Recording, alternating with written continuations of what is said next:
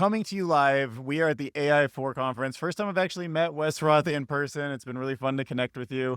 And I'm always impressed with how on the news you are. You are like addicted to Twitter. I hate to say it, but it is bringing us some interesting information today. So maybe we can cover it.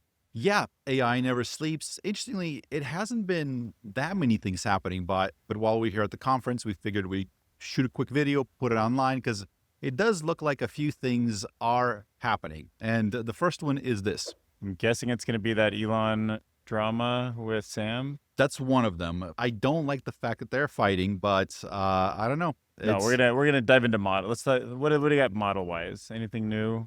So basically, there have been rumors of the appearance somewhere in the code of references to Gemini 3.0. In fact, one person posted a chart, showed up here, saying that Gemini 3.0 is doing very well in the benchmarks according to artificial analysis. This screenshot is not confirmed, and the more you look into it, the more and more shady it seems. First and foremost, GPT-5 has the XAI logo, Gemini 3.0, 32.4, but Grok 4 Heavy got a 44 on humanities last exam. So I have no idea what we're looking at here. A lot of people are talking about this. I feel like most people are treating this with skepticism. Yeah, but it does feel like it's about time for Gemini 3 to come out, right? I mean, it's been a long time. We've seen some interesting updates. Lex Freeman was asking Demis Hassabis about it, and he was describing all that went into it, and it feels like there's been enough time maybe to do that. Yeah, do we know what code it was leaked in or anything, or who tested it? So it just looks like, as far as I can tell, the real part of this is that there might be references to Gemini 3.0 in some of the internal code, like there seem to be messages. Okay, so they're like preparing to like integrate it into something. So we think it's close. Yeah, I would take everything with a grain of salt, but here's why I think it might be true. There was Patrick Lober, who is at Google DeepMind. He posted a little image we'll put on the screen of, if you recall, Sam Altman, when he launched GPT-5, he put the Death Star up as like, this is the new thing we're launching. So Patrick put a bunch of X fighters. Some TIE fighter or whatever they're called. Yeah. XWings. XWings. Okay. Dang. Let's do it again. I don't want to get yelled in the comments for saying the wrong thing. Well, what do you think this means? Sam Altman did the weirdest thing ever by making his brand associated with the Death Star, like the eater of planets. But, it's a very powerful model that he has. And here comes the X-Wing to, find its weakness. So feels like maybe they're trying to say that the weakness is about to be exploited by Gemini 3. Maybe it means some new models are coming out from Google. They're ready to hit them with something. Yeah. And it definitely seems like they're hinting at a new image generation model that's coming out. He linked to this podcast where Logan Kilpatrick, again from the Google team, they posted a billboard that says Gemini on it. The little thing that a lot of people might have missed is there's a little watermark in the corner there that says AI. So Logan Kilpatrick kind of winkingly says, yes, it seems like, if we're reading between the lines, again, a lot of this is rumors, but I'm taking this to say that they're launching a new image generation model. Oh, yeah. I mean, look, we've seen we've seen Genie and we've seen VO, and like, where is the straight image generator? That seems like it could be ready anytime now too. If they skip the 2.5 native image generation within Gemini, this could be the thing that's coming out with Gemini 3.0. So again, that's why that post from Artificial Analysis, that's why it's so confusing, because it's likely false. It's likely fake.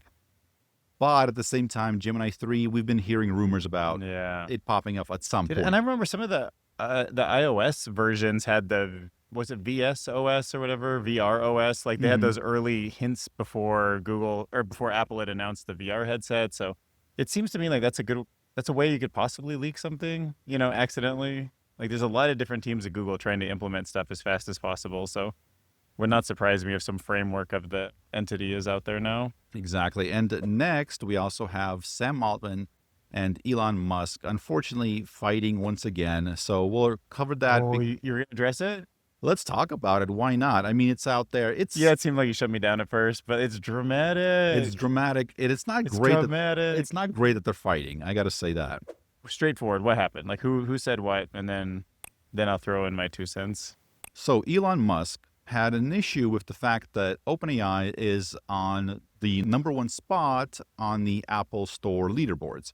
So Elon Musk comes out, guns blazing. Apple is behaving in a manner that makes it impossible for any AI company besides OpenAI to reach the #1 spot in the App Store, which is, he believes, anti-competitive behavior, antitrust violations, and the XAI team sounds like they might be taking legal action. Okay. Does that seem a little extreme? So, if you have to have evidence, I guess, that Apple is purposely keeping it at the top of the rankings, I guess, with some sort of addition to how the normal rankings work unfairly. Is that what he's arguing? And does he have any evidence of that? Or is he just saying because it's integrated into Siri, so many people know about it, and then it's just ranking better than everyone else because they're not integrated?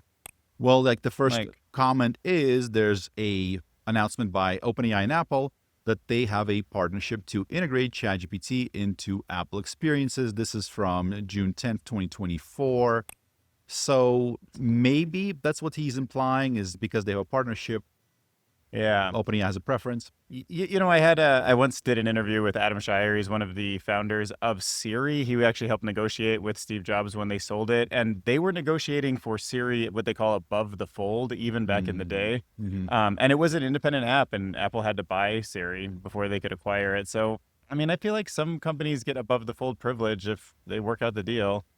I don't know. It's kind of like their Google search thing too. But anyways, how did Sam take it? Well, some people reacted. So Community Notes strikes again. So they do point out some other examples where other AI apps did reach #1, like DeepSeek. When it came out, it rapidly climbed to the top. I don't know if that's true, but I feel like it is. No, I saw it there. Yeah. I remember being like, oh my God, DeepSeek is here. When Yeah. I didn't feel like it was a model that was worthy of being there. I felt that way. Yeah, Perplexity did very well as well, especially in certain regions. But, of course, Sam Altman fired back. And he's saying this is a remarkable claim, given that I have what he has heard is alleged what Elon does to manipulate the X algorithm to benefit himself, take away from people he doesn't like. And he even posted an article kind of maybe going deeper into that system.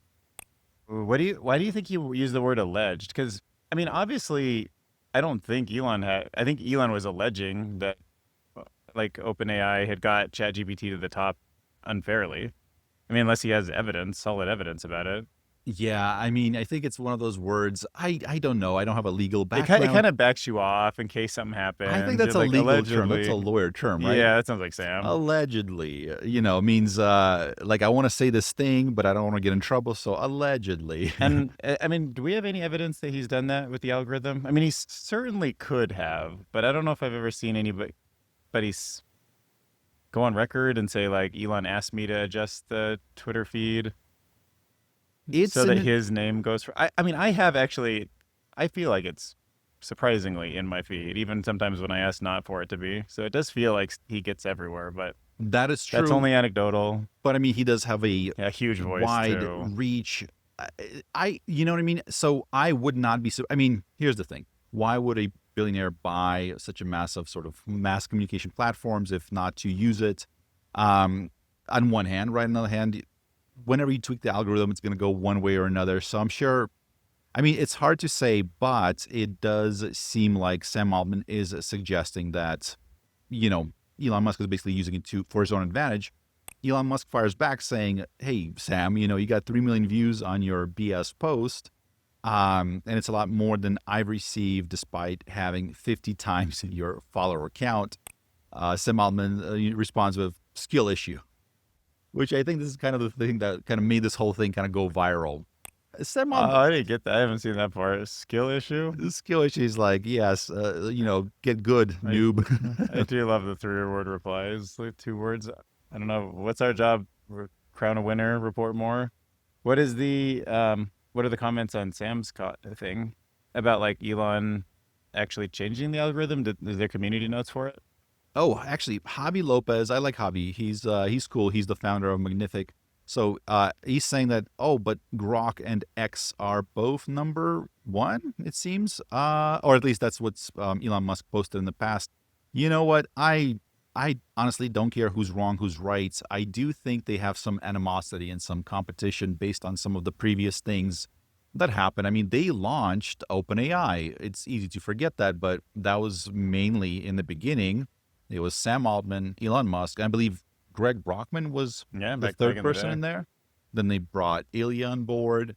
But these are the original founders. So the fact that they're squabbling and they both have some of the, that and Google and Anthropic, those are like the big four, really, at least on the US side.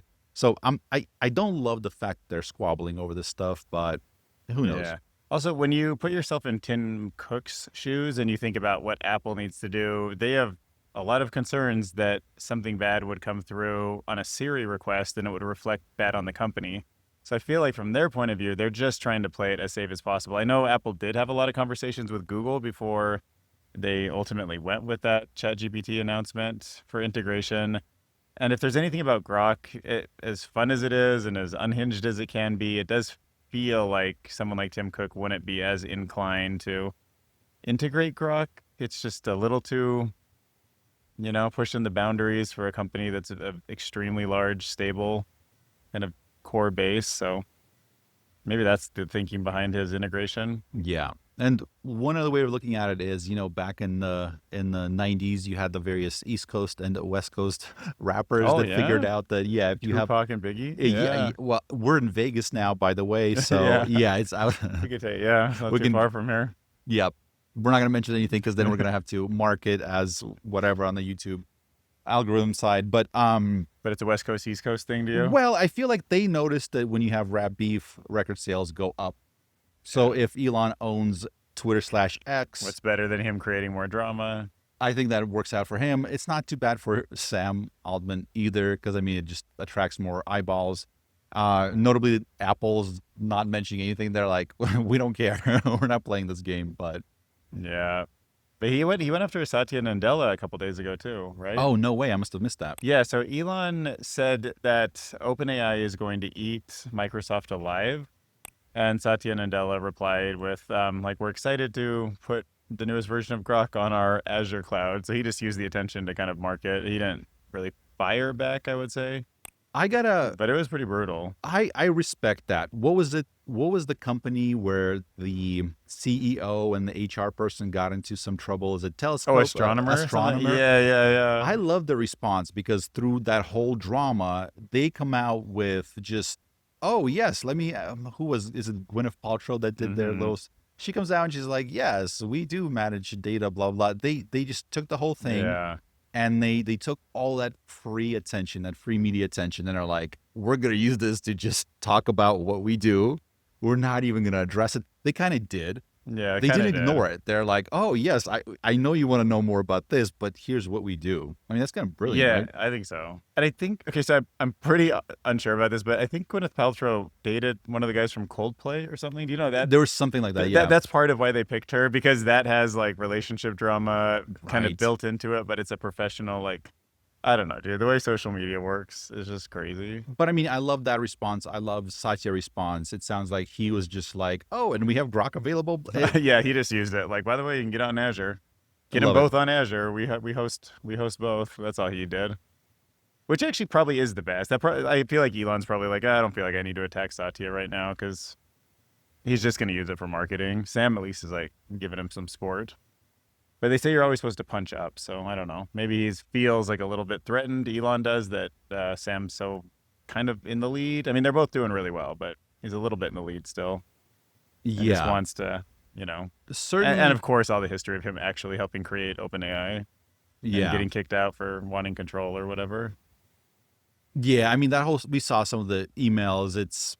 Yeah, I mean, there's drama there. I'm sure everybody's seeing it from their different angles. And yeah, whatever else, I mean, for Elon rapidly caught up.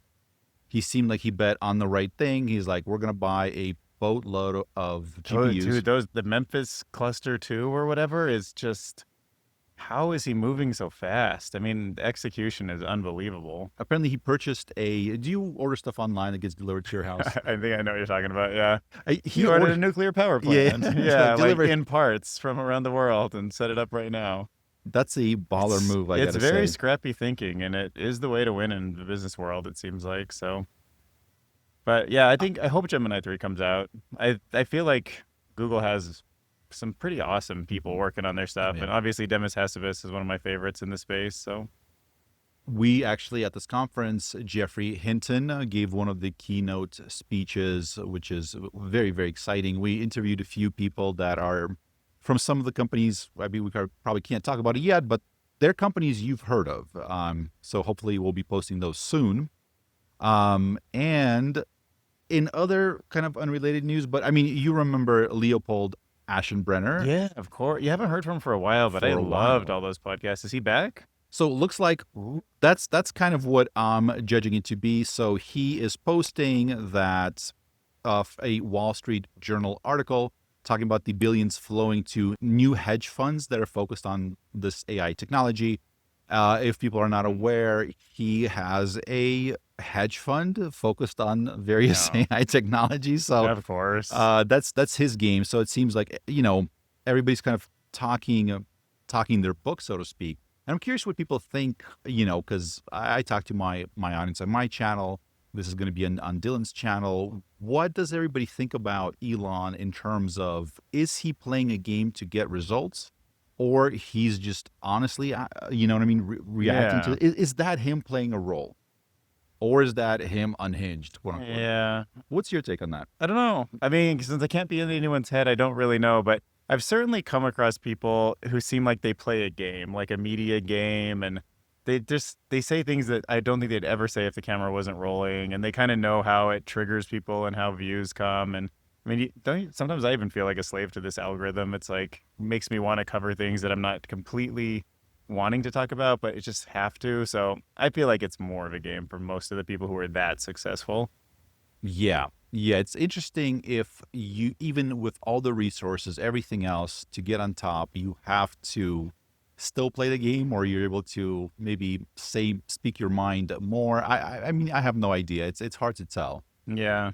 But you know what? The people who are just quietly pushing product. I mean, I see Google just kind of trying to do it. And yeah, to be honest, for a long time, OpenAI, even without Elon at the helm, was just pushing product so fast. And so, I mean, like ChatGPT came on the scene and nobody did anything like it. And the first time you had the voice interaction, there was nothing like it. And for a long time now, it really does feel like Sam, he's a product guy and he does know how to build. So this kind of marketing thing online feels like he's learning it more. Like he's like learning how to create drama. I don't feel like he was always that guy. No, definitely not. He seemed almost like kind of understated back in the days. And then, Yeah, I like don't that. know. But do you see that thing where Sam was like, "Hey, I'll buy Twitter for 11 billion." Right. Like stuff like that. I just don't think that. I feel like he had to craft that. He had to like think, okay, this will get him, But it's not his natural instinct. Elon maybe was a little more like. I feel like in real life, him and Steve Jobs would have actually been zinging you. Mm-hmm. Throwing in little jabs. Yeah. I am I don't thinking, know. no, All speculation, but I'm, whatever the case. I mean, I'm glad that it's interesting that we get to see all this happen live. It didn't have to be this way. If there was just a little bit more regulation back when the internet was taking off, we might not have had this much sort of social interaction. Because some people are saying this is not great for our brains, for the no. kids especially. No, I don't think so at all. Well, they say some people argue that advertising was the original sin of the internet in the sense that it gave us the internet for free, which is awesome, but Hmm. we've become such a assist. All these companies, I mean, all that money that Google has, the billions and billions, and same with Facebook, it all came from being the middleman between somebody who wants to manipulate us or somebody who wants to encourage us to buy something and them. And they provide the people, they provide the product, and they take a little slice of the money. If we had paid for these products, they would look different. I don't. I've kind of stretched this a lot on my channel, but I am very glad to pay $5, $10, $20, even $100 for some of these models, and I hope most people are because that makes the incentives more aligned with me because that's where the money comes from instead of an advertiser to manipulate me.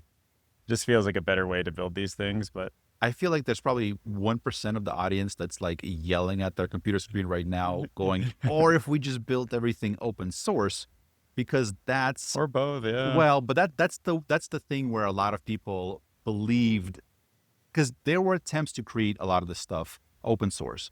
But for the average consumer, they don't know what it means, how to use it, why is it better. They don't. For a long time, it was hard to explain to people what they're losing when they're using a free service like Facebook.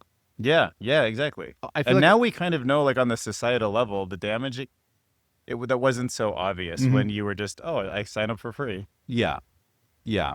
Certainly, I mean, everybody understands that there's some cost. No longer are we like, oh yeah, it's free. It's Hmm. obviously Yeah, costing and I also something. understand not everybody has that much money, and some people, it's better some people have access to it for free than not have it. I don't want only people with enough money for $20 a month to have it, but I don't know. It feels more like if it's a utility, then maybe it should be something the government provides, or at least, well, actually, what I think would be cool, just my own thoughts, is I feel like every citizen should get a tax credit at the end of the year for like I don't know, maybe $200, just no matter what your income tax bracket is, and then you can choose to spend that on Grok or OpenAI or Google and get reimbursed at the end of the year. You know, something where the government doesn't have to dictate the model, so they're not incentivized to Right. like kind of manipulate us that way, and everybody gets some level of access to it that they can, have a tax write-off or essentially for free without them forcing you to use their model. That's certainly, yeah. And as more and more technology like this comes out, hopefully the government will do a good job of helping it, allowing it into the right places to help people. Like right now, for example, there was a argument. Sam Altman went on a news channel saying, and I'm curious what you think about this. Should chatbots have the same sort of privilege that you talking to a doctor or a lawyer, that kind of client privilege, Oh. or should other companies be able to request and look at your data, like the law enforcement? Can they look at your chat Oh, history? yeah, this is all kind of coming to me. I haven't thought deeply about this before, but I will say that, yeah, there's an attorney-client privilege. There's a privilege between you and your doctor. It does seem like if there's an agent that is a doctor, I should have that. But that also would mean that the agent isn't just on the OpenAI server collecting data like always. It would like an actual doctor has to take an oath Mhm. to, like I think they take an oath or something like that to take care of your data, and hospitals are responsible. So yeah, if there's a model that is actually on a special server that's owned by the doctor's, firm or company or whatever, and it's giving you medical advice, then yeah, maybe that should be your private information. And maybe the same lawyers should have the same thing. So maybe they're compartmentalized so that they can be protected. And then you can choose if you want them to talk or share access. Yeah, that certainly makes sense. So Sam Hmm. Altman is going on what CNBC talking about that. Now, of course, we talked to Krista Laser, a very accomplished lawyer, professor, litigator, because I didn't really understand why I mean, it was the New York Times, but it doesn't matter who it was, but they had a court order basically being able to view the chats between us, the people using ChatGPT and ChatGPT. I thought that was a little bit strange. So she explained it, I guess, in a way that makes sense. They needed to see if some of that was violating various copyrighted content. Yeah. And I think the result was now they can't even delete stuff off the servers by law, right? That's what it seems like. And she Yeah. she made it seem like it's temporary, and maybe it Dude, is. so was getting off the gold standard. And then look what happens. You know what I mean? Yeah, Anytime the government says it's temporary, I'm like, 90% chance it's not temporary. yeah. So I still feel a little bit weird about it. And it doesn't matter who it is. In this case, it was New York Times, but whether it was a casino, MGM Grand or Amazon or whatever, right? If all of a sudden they're like, hey, I want to see what, Wes is talking to his chatbot with. So OpenAI, go ahead and save all that information so we can like peruse it. That's weird to, you know what I mean? That's like, I Yeah. didn't have an I agreement know. with I know. them. I had an agreement with OpenAI. Yeah. So, Yeah, and I know like last week it was trending with like people using it for therapy. Like, be careful. Like when you're mhm. sharing, like, oh, I was a victim of this or that. Like, that might be evidence in some other case against someone. I don't know. It could be. Yeah. So, Like, what's cool is I posted about this kind of playing the clip. Dan Hendrix commented. So he's the Center for AI Safety. He's advisor to XAI and Scale AI. I believe he is the guy behind humanity's last exam, is he not? So he's saying this makes sense if these come with fiduciary expectations of keeping the user reasonably informed, declaring conflicts, Mhm. etc. So I mean, certainly that makes sense to me. Like I said, like the devil's in the details here. But overall, I mean, where do you lean? It sounds like you're leaning more towards having that be private, right? I think so. I don't know.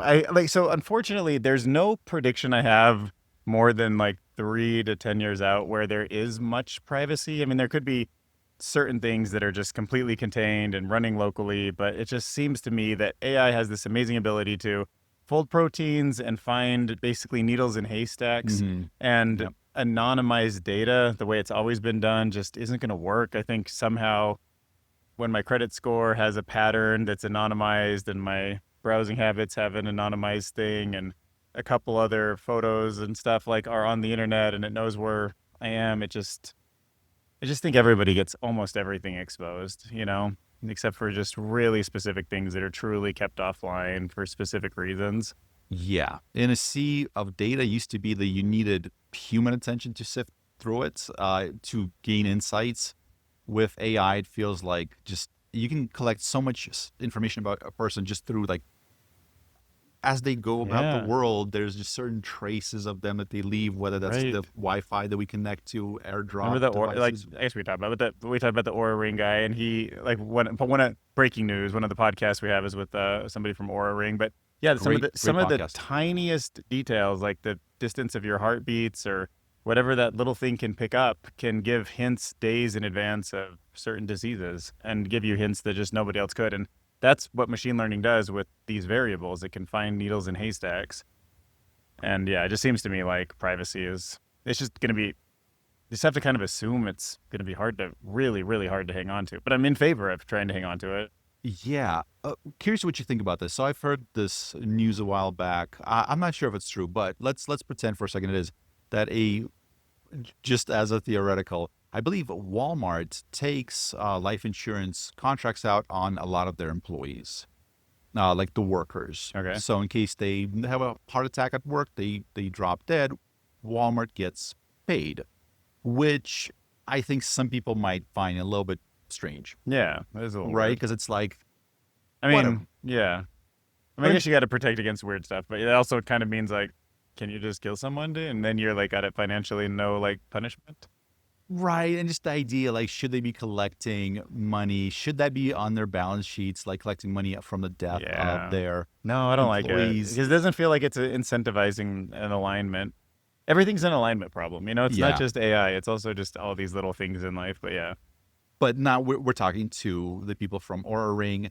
And one of the things that they're seeing talking to clinicians and doctors is that there's a lot of preemptive stuff that they're able to catch. So people that wear the trackable devices, he listed a number of cases where months before the doctor would have found it, they found various diseases, life-threatening conditions.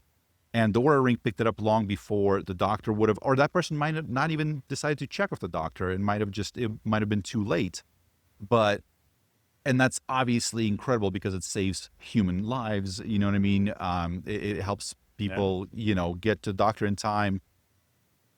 But what if, you're able to intercept that data, similar to how stock exchanges are able to intercept buy sell orders, and you're able to take out, life insurances on these people just because you have the order flow, you have the flow of yeah. information. That gets weird. Yeah, of course it does. Yeah. Think about how weird that is. I don't want people having, yeah, like the benefit of finances if I die or other people die. Even if Like, they're it's not like, doing what? anything to Yeah, I just, affect that. But your ring sends to the cloud, oh, yeah. Dylan it's not looking good, and some automated thing is there. Oh, let's take a life insurance policy. Now it doesn't affect you, Yeah, but still, that is wild. But but it they're like front running the death system. Like, oh yeah. my God. How that's a like a Black Mirror thing. That is a BlackBerry thing. You're And usually so much more optimistic than this. How did you end up on this side of the conversation? no, it's just literally something you said just now about I forget what, but it triggered it. I'm like, what if they yes, it's the idea that privacy. I don't even know if privacy is the right word because privacy usually means that like I should feel okay being in my space. This is more. This is like I think a step beyond that. Like what happens when you have this data that's able to be parsed real time, but something very very smart that can be cloned infinitely. Like there's just we get into some weird territories there. Yeah, like somehow the same way we have the freedom to live where we want and say what we want and do what we want, like there has to be some kind of freedom where our data trail doesn't constrain us also. Like the Right. mistakes we've made with data don't come back to haunt you because that's part of what freedom is. And then we have to just acknowledge those things or something. I don't know. It's a pretty tough thing to answer, but Yeah, exactly. So tons of huge decisions in the future, but yeah, I think it's going to be bright if we're able to figure some of this stuff out as a you as a collective. would think it's going to be bright. I'm an optimist. That's true. No, but I'm very aware that it could go horribly wrong. I am. Yeah, and I'm very aware that it could go really well too. There's amazing things like diseases, longevity, all sorts of technology could make our lives incredibly good. Might save global warming. It feels like there's solutions for that. I mean, cancer could become a thing of the past.